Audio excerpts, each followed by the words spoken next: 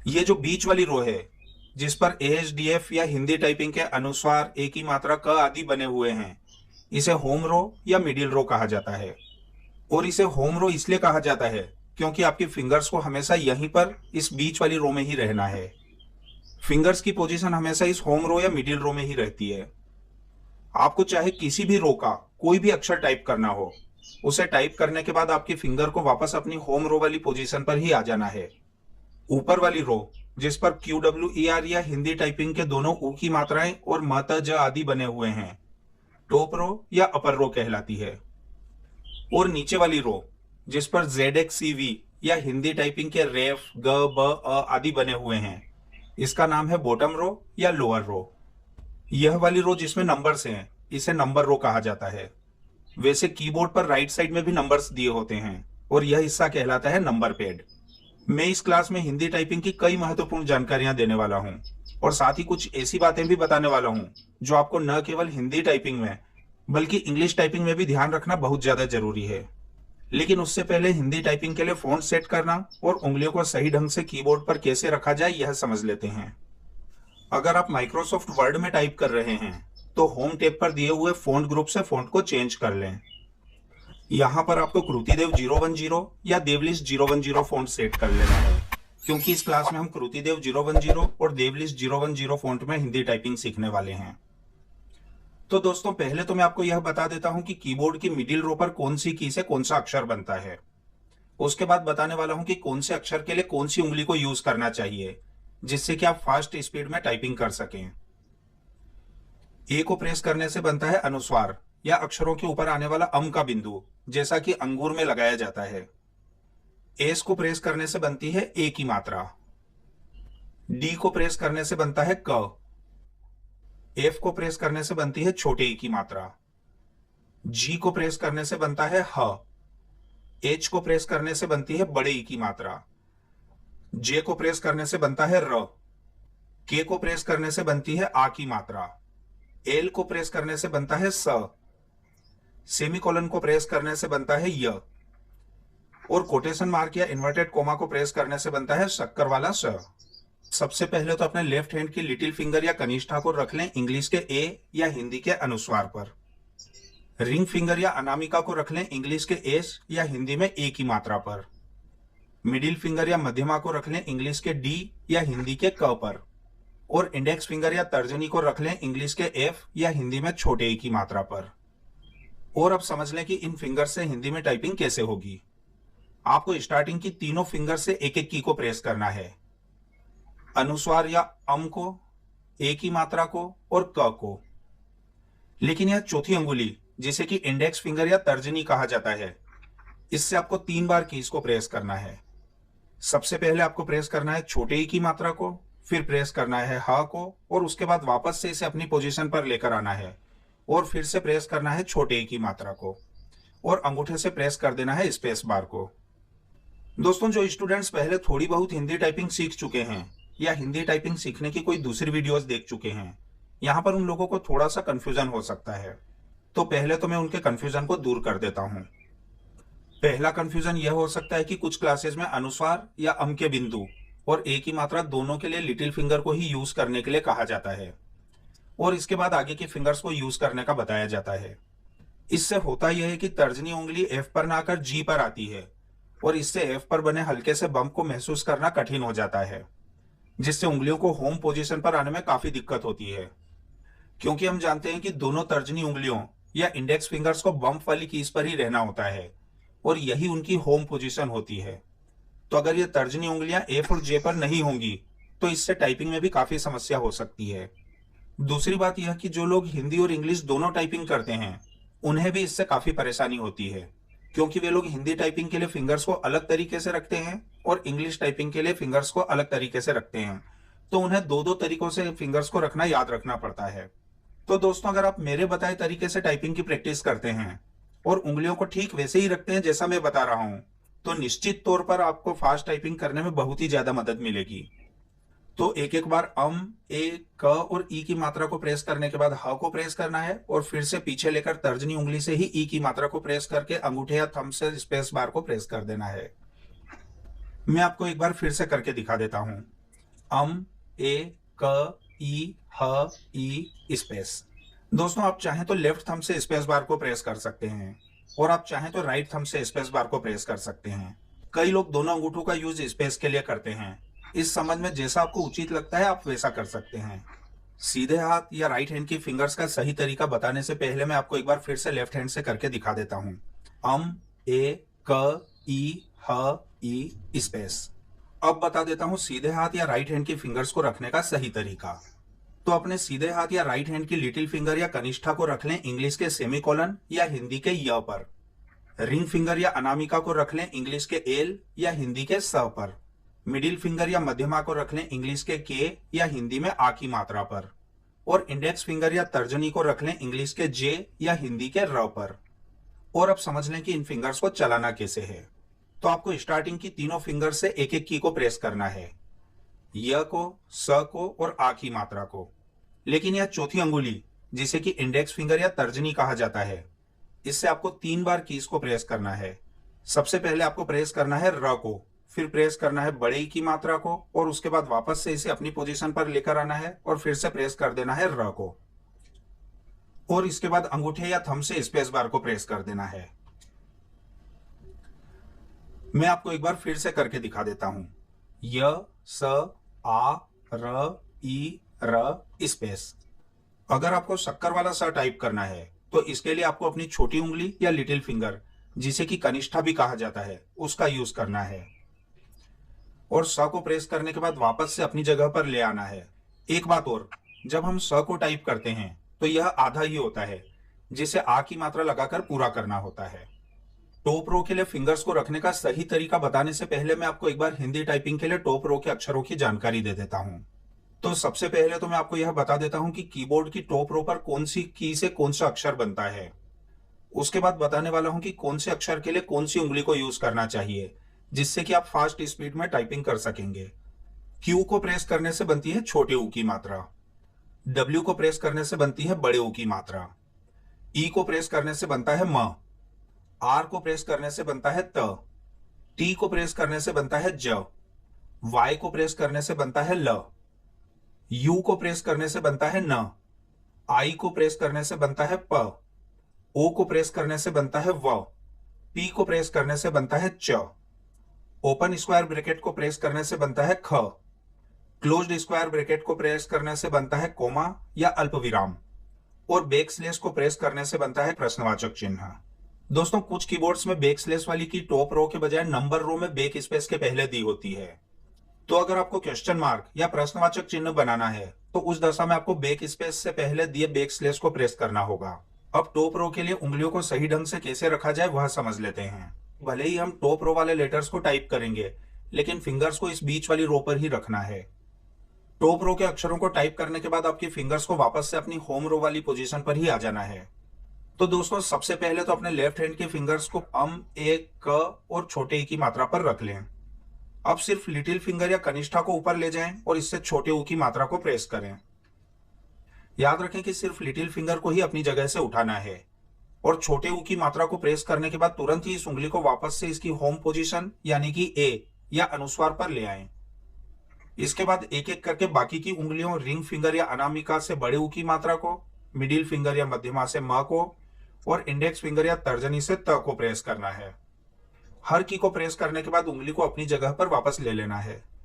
इसके बाद index finger या तर्जनी से ही ज को प्रेस करने के बाद वापस से इसे अपनी जगह पर लेना है और फिर से इसी उंगली से एक बार और त को प्रेस करने के बाद उंगली को वापस से अपनी जगह पर ले आना है और अंगूठे से प्रेस कर देना है स्पेस बार को। एक बार और मैं आपको इसे करके बता देता हूं। उ, म, त, ज, त स्पेस। दोस्तों अभी दोनों ऊ की मात्राएं एक साथ में टाइप की जा रही हैं, इसलिए एक दूसरे में मिली हुई दिखाई दे रही है, लेकिन जब आप इन्हें अन्य अक्षरों के साथ टाइप करेंगे तो यह स्पष्ट रूप से दिखाई देगी। एक बार फिर से याद दिला दूं कि हर बार एक की को प्रेस करके उंगली को वापस से अपनी जगह पर आ ही जाना है। छोटा ऊ वापस, बड़ा ऊ वापस, म वापस, त वापस, ज वापस और एक बार फिर से त को प्रेस करके वापस से अपनी जगह पर ले आना है और इसके बाद अंगूठे से स्पेस बार को प्रेस कर देना है। उंगलियों को बिल्कुल भी सीधा या अकड़ा हुआ नहीं रखना है, आप इन्हें आराम से हल्के से घुमाव के साथ रखिए। आगे राइट हैंड के लिए उंगलियों का सही तरीका बताने से पहले एक बार फिर से बता दूं कि आपको स्टार्टिंग की तीनों फिंगर से एक एक की को प्रेस करना है, छोटे ऊ की मात्रा को, बड़े ऊ की मात्रा को और म को। लेकिन यह चौथी उंगली जिसे कि इंडेक्स फिंगर या तर्जनी कहा जाता है, इससे आपको 3 बार कीज को प्रेस करना है। सबसे पहले आपको प्रेस करना है त को, फिर प्रेस करना है ज को और वापस से अपनी जगह पर लेने के बाद फिर से प्रेस कर देना है त को और वापस से उंगली को अपनी जगह पर लाने के बाद अंगूठे से स्पेस को प्रेस कर देना है। दोस्तों, अगर आप मेरे बताए तरीके से टाइपिंग की प्रैक्टिस करते हैं और उंगलियों को वैसे ही रखते हैं जैसा मैं बता रहा हूं, तो निश्चित तौर पर आपको फास्ट टाइपिंग करने में बहुत ही ज्यादा मदद मिलेगी। सीधे हाथ या राइट हैंड की फिंगर्स का सही तरीका बताने से पहले मैं आपको एक बार फिर से लेफ्ट हैंड से करके दिखा देता हूं। उ, उ, म, त, ज, त, स्पेस। अब बता देता हूं सीधे हाथ या राइट हैंड के फिंगर्स को रखने का सही तरीका। अपने सीधे हाथ या राइट हैंड की लिटिल फिंगर या कनिष्ठा को रख लें इंग्लिश के सेमीकोलन या हिंदी के य पर। रिंग फिंगर या अनामिका को रख लें इंग्लिश के एल या हिंदी के स पर। मिडिल फिंगर या मध्यमा को रख लें इंग्लिश के या हिंदी में आ की मात्रा पर।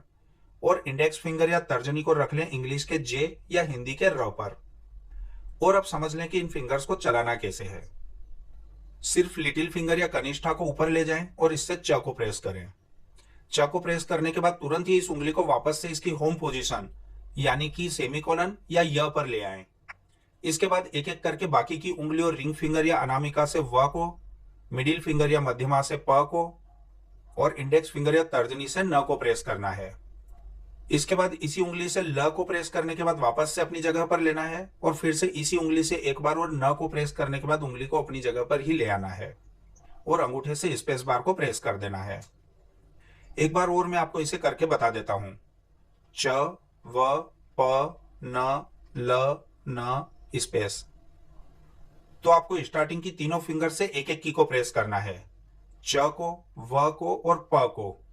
लेकिन यह चौथी उंगली जिसे कि इंडेक्स फिंगर या तर्जनी कहा जाता है, इससे आपको 3 बार कीज को प्रेस करना है। सबसे पहले आपको प्रेस करना है न को, फिर प्रेस करना है ल को और उसके बाद वापस से इसे अपनी पोजीशन पर लेकर आना है और फिर से प्रेस कर देना है न को और इसके बाद अंगूठे से प्रेस कर देना है स्पेस को। मैं आपको एक बार फिर से करके दिखा देता हूं। च, व, प, न, ल, न, स्पेस। अगर आपको ख टाइप करना है तो इसके लिए अपनी छोटी उंगली या लिटिल फिंगर का ही यूज करना है। यह ख आधा आएगा जिसे पूरा करने के लिए आपको आ की मात्रा लगानी होगी। ऐसे ही अगर आपको कॉमा या अल्पविराम टाइप करना है तो उसके लिए भी छोटी उंगली का ही यूज करना है। इसी प्रकार से अगर आप प्रश्नवाचक चिन्ह या क्वेश्चन मार्क को टाइप करना चाहते हैं तो उसके लिए भी इस छोटी उंगली या लिटिल फिंगर का ही यूज करें। अगर आप भी हिंदी में बिना देखे सुपरफास्ट स्पीड से टच टाइपिंग करना सीखना चाहते हैं तो बिना स्किप के मेरे साथ अंत तक अवश्य बने रहें। दोस्तों, स्क्रीन पर आपको कीबोर्ड दिखाई दे रहा है। बॉटम रो के लिए फिंगर्स को रखने का सही तरीका बताने से पहले एक बार मैं आपको बॉटम रो के अक्षरों की जानकारी दे देता हूं। तो सबसे पहले तो मैं आपको यह बता देता हूं कि कीबोर्ड की बॉटम रो पर कौन सी की से कौन सा अक्षर बनता है। उसके बाद बताने वाला हूं कि कौन से अक्षर के लिए कौन सी उंगली को यूज करना चाहिए जिससे कि आप फास्ट स्पीड में टाइपिंग कर सकेंगे। जेड को प्रेस करने से बनती है पदेन र की मात्रा, जैसा कि प्रकाश लिखते समय हम र का उपयोग करते हैं। एक्स को प्रेस करने से बनता है ग, सी को प्रेस करने से बनता है ब, वी को प्रेस करने से बनता है अ, बी को प्रेस करने से बनता है ई, एन को प्रेस करने से बनता है द, एम को प्रेस करने से बनता है छोटा ऊ, कोमा को प्रेस करने से बनता है ए, डॉट को प्रेस करने से बनता है आधा ण, जिसे पूरा करने के लिए आ की मात्रा लगाई जाती है, और स्लेश को प्रेस करने से बनता है आधा ध और इसे पूरा करने के लिए भी आ की मात्रा लगाई जाती है। अब किस अक्षर के लिए कौन सी उंगली का यूज करना है और उसे यूज करने का सही तरीका क्या है, इस सबसे पहले तो अपने लेफ्ट हैंड के फिंगर्स को रख लें इंग्लिश के ए या हिंदी के अनुस्वार पर। रिंग फिंगर या अनामिका को रख लें इंग्लिश के एस या हिंदी में ए की मात्रा पर। मिडिल फिंगर या मध्यमा को रख लें इंग्लिश के डी या हिंदी के क पर और इंडेक्स फिंगर या तर्जनी को रख लें इंग्लिश के एफ या हिंदी में छोटे ई की मात्रा पर। और अब समझ लेते हैं कि इन फिंगर से हिंदी में बॉटम रो के अक्षरों की टाइपिंग प्रैक्टिस कैसे की जाएगी। एक बार और याद दिला देता हूं कि भले ही हम बॉटम रो वाले लेटर्स को टाइप करेंगे लेकिन फिंगर्स को इस बीच वाली रो पर ही रखना है। बॉटम रो के अक्षरों को टाइप करने के बाद आपकी फिंगर्स को वापस से अपनी होम रो वाली पोजीशन पर ही आ जाना है। तो दोस्तों सबसे पहले तो अपने लेफ्ट हैंड की फिंगर को हम एक क और छोटे ई की मात्रा पर रख लें। अब सिर्फ लिटिल फिंगर या कनिष्ठा को नीचे लाएं और इससे पदेन र को प्रेस करें। याद रखें सिर्फ लिटिल फिंगर को ही अपनी जगह से नीचे लाना है और पदेन र को प्रेस करने के बाद तुरंत ही इस उंगली को वापस से इसकी होम पोजीशन यानी कि ए या अनुस्वार पर ले आएं। इसके बाद एक एक करके बाकी की उंगलियों रिंग फिंगर या अनामिका से ग को, मिडिल फिंगर या मध्यमा से ब को और इंडेक्स फिंगर या तर्जनी से अ को प्रेस करना है। हर की को प्रेस करने के बाद उंगली को अपनी जगह पर वापस ले लेना है। इसके बाद इंडेक्स फिंगर या तर्जनी से ही ई को प्रेस करने के बाद वापस से इसे अपनी जगह पर लेना है और इसी उंगली से एक बार और अ को प्रेस करने के बाद फिर से इस उंगली को अपनी जगह पर ले आना है। इसके बाद अंगूठे से स्पेस बार को प्रेस कर देना है। एक बार और मैं आपको इसे करके बता देता हूं। र, ग, ब, अ, ई, अ, स्पेस। दोस्तों नए स्टूडेंट्स को उंगलियों को होम रो से बॉटम रो में लाने में काफी परेशानी होती है, पर इससे बिल्कुल भी घबराना नहीं है और एक बार में सिर्फ एक उंगली को लेकर ही आना है। धीरे धीरे यह प्रैक्टिस में आ जाता है और कोई दिक्कत नहीं होती। एक बार फिर से याद दिला दूं कि एक बार में एक ही उंगली को लेकर आना है, सारी उंगलियों को साथ में नहीं उठाना है और हर बार एक की को प्रेस करके उंगली को वापस से अपनी जगह पर आ ही जाना है। र वापस, ग वापस, ब वापस, अ वापस, ई वापस और अ वापस। इसके बाद अंगूठे से स्पेस बार को प्रेस कर देना है। उंगलियों को बिल्कुल भी सीधा या अकड़ा हुआ नहीं रखना है। आप इन्हें आराम से हल्के से घुमाव के साथ रखिए। अगर आपको उंगलियों को उठाकर नीचे लाने में परेशानी होती है तो शुरुआत में आप उंगलियों को उठाकर लाने के बजाय धीरे से रगड़कर भी ला सकते हैं।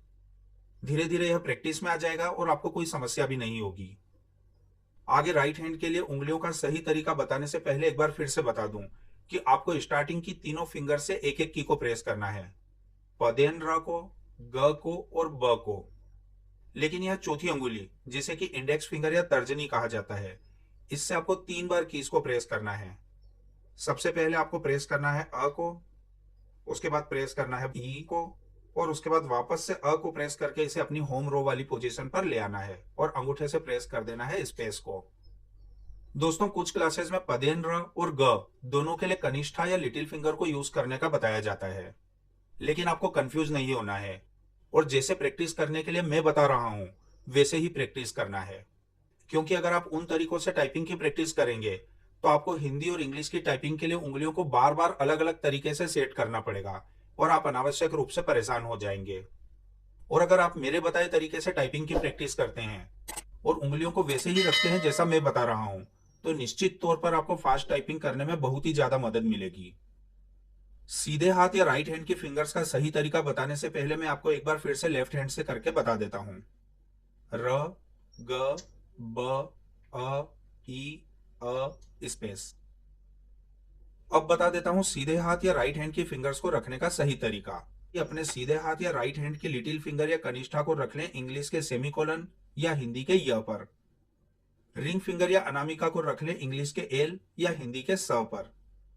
मिडिल फिंगर या मध्यमा को रख लें इंग्लिश के या हिंदी में आ की मात्रा पर। और इंडेक्स फिंगर या तर्जनी को रख लें इंग्लिश के जे या हिंदी के र पर। और अब समझ लेते हैं कि इन फिंगर्स को चलाना कैसे है। सिर्फ लिटिल फिंगर या कनिष्ठा को नीचे लाएं और इससे ध को प्रेस करें। ध को प्रेस करने के बाद तुरंत ही इस उंगली को वापस से इसकी होम पोजीशन यानी कि सेमीकोलन या य पर ले आएं। इसके बाद एक एक करके बाकी की उंगलियों रिंग फिंगर या अनामिका से ण को, मिडिल फिंगर या मध्यमा से ए को और इंडेक्स फिंगर या तर्जनी से ऊ को प्रेस करना है। इसके बाद इसी उंगली से द को प्रेस करने के बाद वापस से अपनी जगह पर लाना है और फिर से इसी उंगली से एक बार और ऊ को प्रेस करने के बाद फिर से इस उंगली को अपनी जगह पर ले आना है। इसके बाद अंगूठे से स्पेस बार को प्रेस कर देना है। एक बार और मैं आपको इसे करके बता देता हूं। ध, ण, ए, उ, द, उ, स्पेस। तो आपको स्टार्टिंग की तीनों फिंगर से एक एक की को प्रेस करना है, ध को, ण को और ए को। लेकिन यह चौथी उंगली जिसे कि इंडेक्स फिंगर या तर्जनी कहा जाता है, इससे आपको 3 बार कीज को प्रेस करना है। सबसे पहले आपको प्रेस करना है ऊ को, फिर प्रेस करना है द को और उसके बाद वापस से इसे अपनी पोजीशन पर लेकर आना है और फिर से प्रेस करना है ऊ को।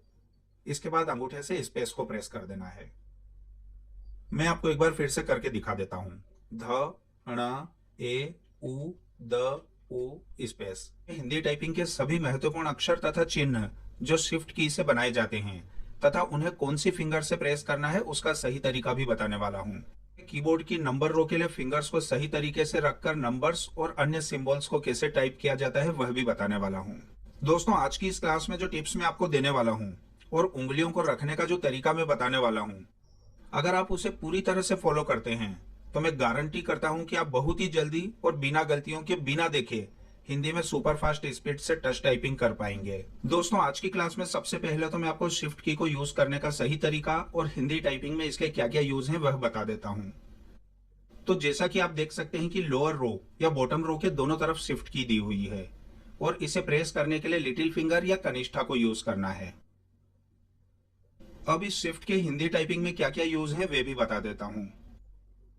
इसका पहला यूज तो हिंदी टाइपिंग में अक्षरों को आधा करने के लिए होता है। जैसे कि अगर आपको आधा क टाइप करना हो तो आप शिफ्ट के साथ क को टाइप कर सकते हैं। इसके अलावा इसका यूज हर की के ऊपर दिए गए अक्षरों या चिन्हों को टाइप करने में भी होता है।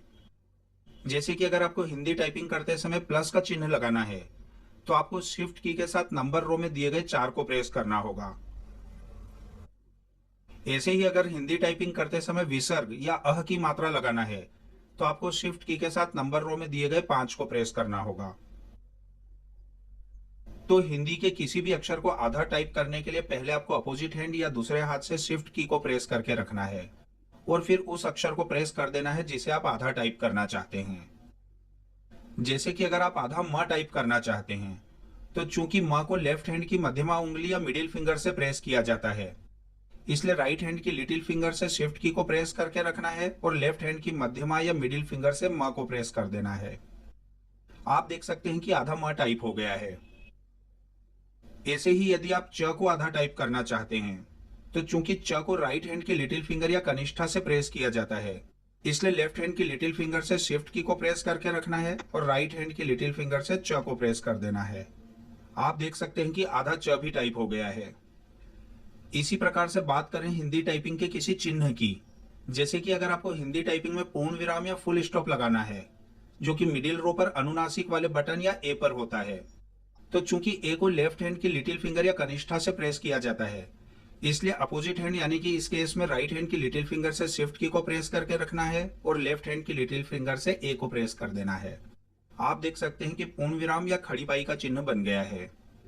वैसे आप चाहें तो एक ही हाथ से शिफ्ट की को प्रेस कर सकते हैं और जिस अक्षर को आप आधा टाइप करना चाहते हैं या जिस सिंबल को टाइप करना चाहते हैं उसे भी सेम हैंड की फिंगर से प्रेस कर सकते हैं, पर ऐसा करने से उंगलियों में खिंचाव भी आएगा और समय तो ज्यादा लगेगा ही, गलतियां होने की भी पूरी संभावना रहेगी। इसलिए मैं तो यही कहूंगा कि शिफ्ट की को प्रेस करने के लिए हमेशा अपोजिट हैंड या दूसरे हाथ की छोटी उंगली का ही यूज करें। एक ही हाथ की फिंगर से शिफ्ट की और उसी हाथ की दूसरी फिंगर से किसी अक्षर को प्रेस करने का तरीका बिल्कुल गलत है। अभी हम सिर्फ शिफ्ट के साथ बनने वाले अक्षर समझ लेते हैं। तो दोस्तों, होम रो पर सबसे पहले अम की बिंदी या अनुस्वार है, जिसे शिफ्ट के साथ प्रेस करने पर बनेगा पूर्ण विराम या खड़ी पाई का चिन्ह। ए की मात्रा को शिफ्ट के साथ प्रेस करने पर बनेगी ऐ की मात्रा या डबल ऐ की मात्रा। क पर है आधा क तथा छोटे ई की मात्रा पर है आधा थ, जिसे आ की मात्रा लगाकर पूरा करना होता है। ह पर है ड़, इसका प्रयोग मराठी व अन्य कई भाषाओं में होता है, पर हिंदी में अब इसका प्रयोग सामान्यतः नहीं होता है। बड़े ई की मात्रा को शिफ्ट के साथ प्रेस करने पर बनता है आधा भ, जिसे आ की मात्रा लगाकर पूरा करना होता है। र को शिफ्ट के साथ प्रेस करने पर बनता है श्र और आ की मात्रा को शिफ्ट के साथ प्रेस करने पर बनता है ज्ञ। स को शिफ्ट के साथ प्रेस करने पर बनता है आधा स और य को शिफ्ट के साथ प्रेस करने पर बनता है रू। शक्कर वाले स को शिफ्ट के साथ प्रेस करने पर बनता है षटकोण वाला स। अब बात करते हैं टॉप रो के अक्षरों की। तो टॉप रो में सबसे पहले है छोटे ऊ की मात्रा, इसे शिफ्ट के साथ प्रेस करने पर बनता है फ। बड़े ऊ की मात्रा को शिफ्ट के साथ प्रेस करने पर बनता है ओ ध्वनि चिन्ह या चंद्रमा। म को शिफ्ट के साथ प्रेस करने पर बनता है आधा म। ऐसे ही त को शिफ्ट के साथ प्रेस करने पर बनता है आधा त। ज पर है आधा ज, ल पर है आधा ल, न पर है आधा न, प पर है आधा प, व पर है आधा व और च पर है आधा च। ख को शिफ्ट के साथ प्रेस करने पर बनता है क्षमा वाला क्ष। ख के बाद है कोमा या अल्प विराम और इसे शिफ्ट के साथ प्रेस करने पर बनता है द्व। और टॉप रो के सबसे आखिर में आता है प्रश्नवाचक चिन्ह, जिसे शिफ्ट के साथ प्रेस करने पर बनता है विद्या वाला दिया। वैसे कुछ कीबोर्ड में यह की नंबर रो के लास्ट में बैक स्पेस के पहले दी हुई होती है। दोस्तों अब बात करते हैं बॉटम रो के अक्षरों की। तो बॉटम रो में सबसे पहले है पदेन र की मात्रा। इसे शिफ्ट के साथ प्रेस करने पर बनती है रेफ की मात्रा। ग को शिफ्ट के साथ प्रेस करने पर बनता है आधा ग। ब को शिफ्ट के साथ प्रेस करने पर बनता है आधा ब। अ को शिफ्ट के साथ प्रेस करने पर बनता है ट। और ई को शिफ्ट के साथ प्रेस करने पर बनता है ठ। ऐसे ही द को शिफ्ट के साथ प्रेस करने पर बनता है छ। उ को शिफ्ट के साथ प्रेस करने पर बनता है ड। ए को शिफ्ट के साथ प्रेस करने पर बनता है ढ ढक्कन का। और ण को शिफ्ट के साथ प्रेस करने पर बनता है झ झंडे का। ध को शिफ्ट के साथ प्रेस करने पर बनता है घ घड़ी का। दोस्तों अब बात करते हैं नंबर रो की। तो नंबर रो के चिन्हों और शिफ्ट के साथ बनने वाले अक्षरों को बताने से पहले मैं नंबर रो के लिए उंगलियों को कैसे रखा जाता है वह बता देता हूँ। फिंगर्स को हमेशा होम रो या मिडिल रो पर ही रखना है। तो एक बार फिर से याद दिला देता हूँ कि भले ही हम किसी भी रो के अक्षरों को टाइप करें, चाहे वे मिडिल रो के हों, टॉप रो के हों, बॉटम रो के हों या फिर नंबर रो के हों, फिंगर्स को इस बीच वाली रो पर या होम रो पर ही रखना है। नंबर रो पर दिए गए नंबर्स को और अन्य अक्षरों और चिन्हों को टाइप करने के बाद आपकी फिंगर्स को वापस से अपनी होम रो वाली पोजीशन पर ही आ जाना है। तो दोस्तों सबसे पहले तो अपने लेफ्ट हैंड या बाएं हाथ की फिंगर्स को हिंदी टाइपिंग के पहले दिन वाली क्लास में बताए अनुसार ही ए, एस, डी और एफ कीज पर रख लें। अब एक को लिटिल फिंगर या कनिष्ठा से प्रेस करना है। याद रखें कि सिर्फ लिटिल फिंगर को ही अपनी जगह से उठाना है, बाकी किसी उंगली को अपनी जगह से नहीं उठाना है। एक को प्रेस करने के बाद तुरंत ही इस उंगली को वापस से इसकी होम पोजीशन पर ले आएं, जैसे कि मैं ले आया हूं। एक को प्रेस करने के बाद अनामिका या रिंग फिंगर से 2 को प्रेस करना है। मध्यमा या मिडिल फिंगर से 3 को प्रेस करना है। तर्जनी या इंडेक्स फिंगर से 4 को प्रेस करके अपनी जगह पर ले लेना है। इसके बाद इसी उंगली से 5 को प्रेस करके वापस से अपनी जगह पर ले लेना है और इसी उंगली से एक बार और 4 को प्रेस करने के बाद फिर से अपनी जगह पर ले आना है और इसके बाद अंगूठे से स्पेस बार को प्रेस कर देना है। एक बार और मैं आपको इसे करके बता देता हूं। 1 2 3 4 5 4 स्पेस। दोस्तों आगे हिंदी टाइपिंग की प्रैक्टिस के लिए कुछ बहुत ही जरूरी शब्द बताने वाला हूं, जो कि हिंदी टाइपिंग में आपके बहुत ही ज्यादा काम आएंगे। तो एक एक बार 1 2 3 और 4 को प्रेस करने के बाद तर्जनी उंगली या इंडेक्स फिंगर से ही 5 को प्रेस करना है और वापस से इसी उंगली से ही 4 को प्रेस करना है। यह जरूर ध्यान रखें कि हर बार उंगली को अपनी होम रो वाली पोजीशन पर ले ही आना है और इसके बाद अंगूठे से स्पेस बार को प्रेस कर देना है। अब बता देता हूं सीधे हाथ या राइट हैंड की फिंगर्स को नंबर रो पर चलाने का सही तरीका। तो दोस्तों सबसे पहले तो अपने सीधे हाथ की फिंगर्स को हिंदी टाइपिंग की पहले दिन वाली क्लास में बताए अनुसार सेमीकोलन, एल, के और जे कीज पर रख लें। जैसा कि अभी हमने बाएं हाथ के लिए देखा था, वैसे ही दाहिने हाथ की उंगलियों से नंबर रो की एक एक की को प्रेस करना है और उन उंगलियों को वापस से अपनी जगह पर लेकर आ जाना है। कनिष्ठा या लिटिल फिंगर से प्रेस करना है 0 को, फिर रिंग फिंगर से 9 को, मिडिल फिंगर से 8 को और इंडेक्स फिंगर या तर्जनी से प्रेस करना है 7 को, फिर इसी फिंगर से प्रेस करना है 6 को। वापस से इसे अपनी जगह पर लेकर आने के बाद दोबारा इसी उंगली से 7 को प्रेस कर देना है और इस उंगली को अपनी जगह पर लेकर आने के बाद अंगूठे से स्पेस को प्रेस करना है। मैं आपको राइट हैंड से एक बार फिर से करके दिखा देता हूं। 0 9 8 7 6 7 स्पेस। मैं आगे बढ़ने से पहले एक बार दोनों हाथों से बारी बारी टाइप करके बता देता हूं। 1 2 3 4 5 4 स्पेस। 0 9 8 7 6 7 स्पेस।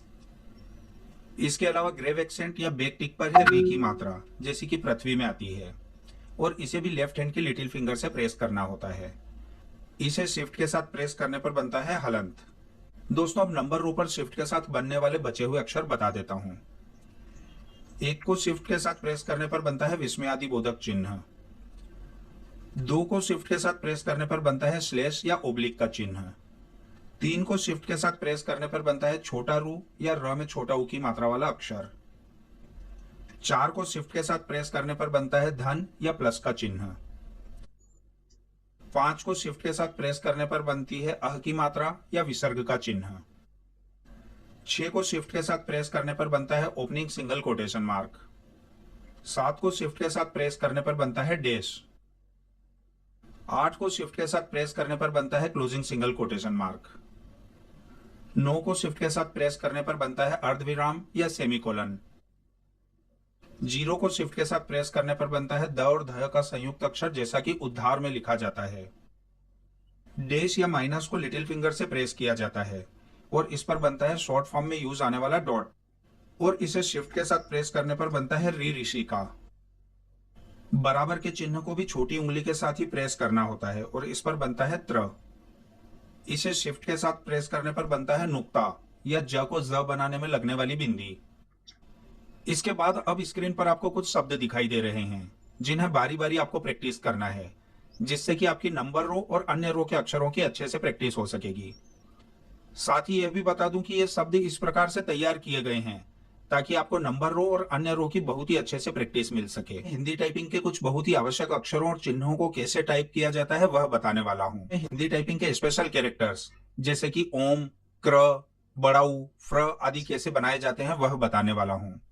साथ ही साथ कुछ ऐसे सेंटेंसेस भी बताने वाला हूँ जिन्हें टाइप करके आपके फिंगर्स को हिंदी टाइपिंग के सभी अक्षरों, चिन्हों और स्पेशल कैरेक्टर्स की बहुत ही अच्छे से प्रैक्टिस हो जाएगी। अब बता देता हूँ हिंदी टाइपिंग के विशेष अक्षर जैसे कि बड़ाऊ, डबल द, डबल ट, फ्र, क्र, डबल न, क्री, ओम आदि के सिंबल कैसे बनाए जाते हैं। तो दोस्तों, इन्हें बनाने के लिए सबसे पहले आप अपने लेफ्ट हैंड के अंगूठे से अल्ट की को प्रेस करके रखें और उसके बाद जो भी स्पेशल कैरेक्टर आप बनाना चाहते हैं उसके लिए दिए गए कोड को नंबर पैड से प्रेस करना होगा।